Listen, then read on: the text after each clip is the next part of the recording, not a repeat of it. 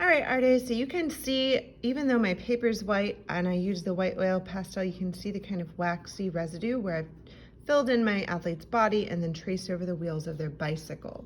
So you are going to need, when you get ready to paint, a cup of water. I've provided your teachers with some plastic cups.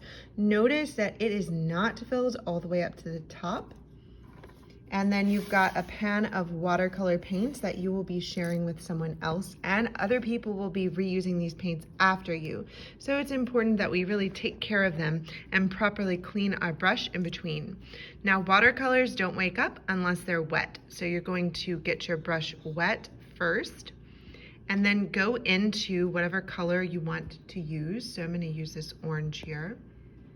Notice I'm being gentle. You're just going to pat your brush like that to wake up the color, and then you can come over, and because you have put that oil pastel or that wax down, even though I'm coming right up to my athlete's body,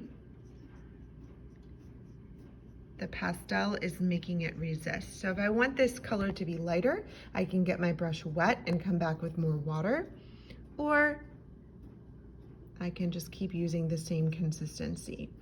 But you can see I'm going right over that wheel and not even really having to be careful because that watercolor can't get in where the oil pastel is. Now, if I want to change colors, I absolutely can, but I cannot take this brush, which it looks clean, but it's not. It still has some of that orange pigment in it.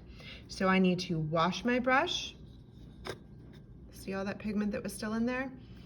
Kind of scratch it along the bottom gently.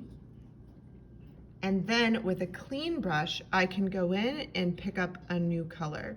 You never want to be digging in the pan, just gently kind of rubbing across the top of it. And again, the more water you have, the darker the color is going to, the lighter the color is going to be, the less water you use, it's going to be lighter, and it should move really smoothly. If it starts to get scratchy, get your brush wet, and then you can come back. Again, because I have that white oil pastel there, I don't really have to be careful around these parts that I'm painting because they are just going to push the water away. So I'm going to keep with this. You can get started on yours. There's not enough paints for everyone to have their own, so you'll have to take turns, and 2 people at a time can use a palette. Again, don't forget to wash your brush in between colors. If your water gets really dirty, you can dump it out and refill. Last thing, when you're done painting, you need to leave the pan open so that the water can evaporate. If you close the lid and tilt it, then the paint is going to run all over the place. Have fun.